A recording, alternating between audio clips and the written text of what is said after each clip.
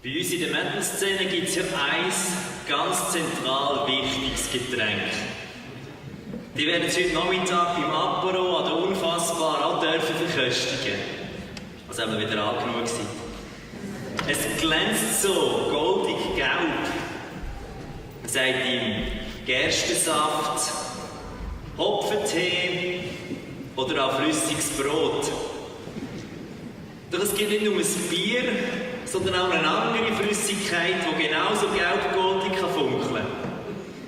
Und die will garantiert niemand trinken.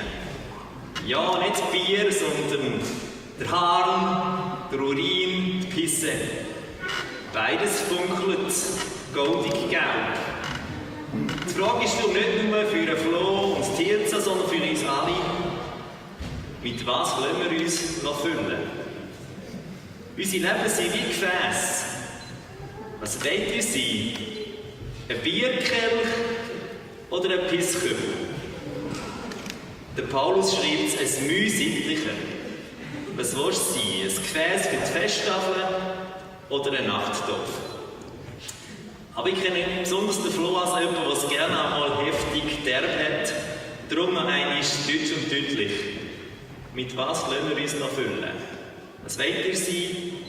Ein Bierkelch oder ein Pisskübel? Es ist nicht das Material, ja, die Äußerlichkeiten von einem Gefäß, die den Zweck von einem Behältnis abschliessend bestimmt. Es ist der Inhalt, wo man das Gefäß damit befüllt, der den Zweck vom Behältnis letztlich bestimmt. Gefäß für die Festtafeln oder Nachttopf, Bierkelch oder Pisskübel. Mit was wollen wir uns noch füllen? Wenn man nicht aufmerksam anlässt, dann hören wir mit heutigen Ohren aus dem Wort, wo der Paulus dem Schüler Timotheus schreibt, im zweiten Teil, vor allem ein Hüfenappell. Ein Hüfenappell, ein braves, vorbildliches, christliches, bürgerliches Leben zu führen. Aber wenn wir genau herhören und unsere Leben wirklich vom Bild, vom Gefäß her denken, dann entsteht ein ganz anderes Bild vom inneren Auge. Es geht nicht um Appell, als Christen durch ein besseres, braves, anständiges Leben zu führen. Nein, die konkreten Taten in unserem Leben sind nämlich nur die Folge von dem, was uns als Menschen erfüllt und darum zu anderen herausfließt. Im Bild, was füllt dein Lebensgefäß und fließt dann über?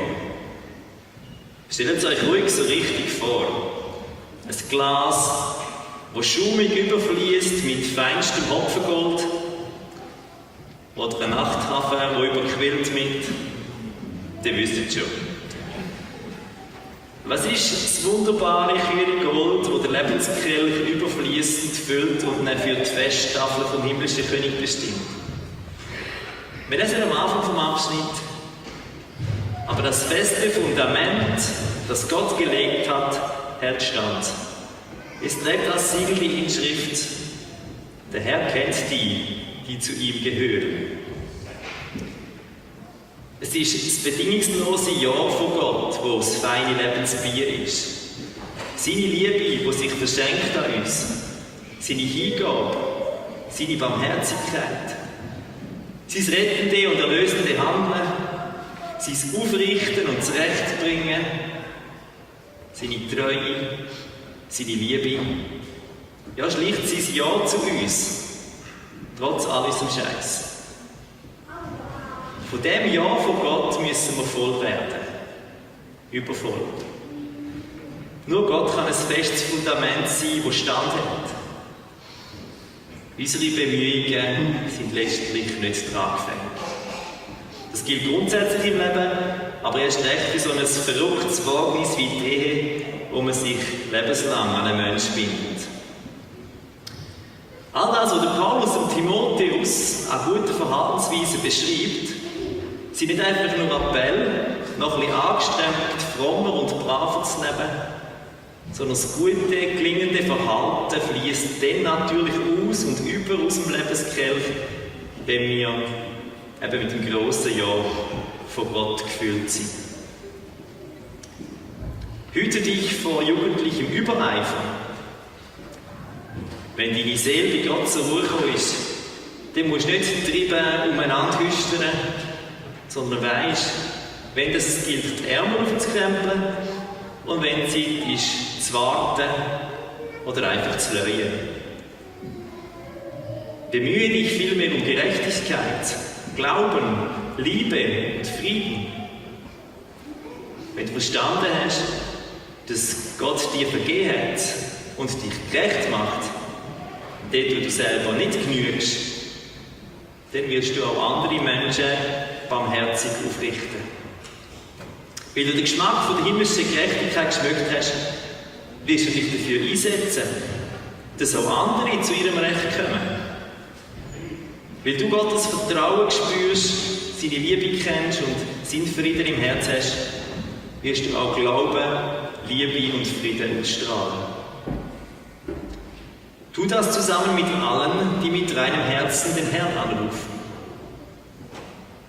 Wenn du mit dem grossen Ja von Gott gefüllt bist, dann bleibst du nicht alleine, sondern bist Teil der Gemeinschaft, vom tragfähigen Netz von denen, die Jesus nachfolgen. Dort, wo Menschen miteinander unterwegs sind, ist es natürlich naturgemäß spannungsvoll. Und je näher, dass man zusammen unterwegs ist, desto besser kennt man ja auch die Ecken und die Kanten, die Haken und Ösen vom anderen. So gilt es für das Gemeindeleben wie für das Eheleben. Lass dich nicht auf Streitereien und Wortgefechte ein. Du weißt doch, dass sie nur zu Auseinandersetzungen führen. Ein Diener des Herrn soll sich aber nicht streiten. Er soll zu allem freundlich sein, ein guter Lehrer, der stets geduldig bleibt. Diejenigen, die sich widersetzen, soll er mit Freundlichkeit zurechtweisen. Vielleicht gibt ihnen Gott die Möglichkeit, ihr Leben zu ändern. Dann können sie zur Erkenntnis der Wahrheit gelangen und wieder zur Besinnung kommen. So befreien sie sich aus der Falle des Teufels.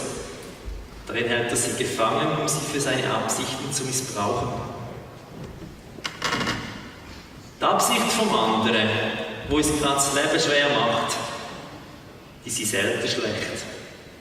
Es ist Böse, wo alles vertreibt und wo wir uns selber drin verheddern. Unser Misstrauen steht dir auch im Weg.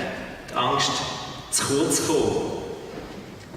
Wenn wir aber aus dem grossen Ja von Gott leben und damit erfüllt sind, dann müssen wir tatsächlich nicht mit gleicher Münze umgehen. Und wir können die guten Absichten vom anderen einfach sehen und wertschätzen, auch wenn das Verhalten nicht das Gute im Ganzen bewirkt. Wir können liebevoll dagegen haben, wo nötig, und freundlich ertragen, wo es auch nötig ist.